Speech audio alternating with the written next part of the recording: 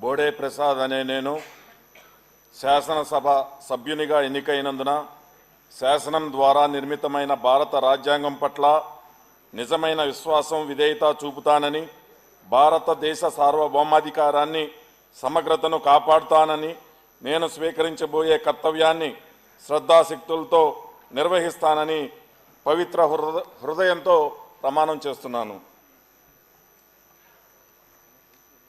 ఆంధ్రప్రదేశ్ శాసనసభ సభ్యుడినైన బోడే ప్రసాద్ అనే నేను సభా నియామాలకు కట్టుబడి ఉంటానని, వాటిని అనుసరిస్తానని, సభా మర్యాదలను పాటిస్తానని, సాంప్రదాయాలను గౌరవిస్తానని పవిత్ర హృదయంతో ప్రతిజ్ఞ చేస్తున్నాను.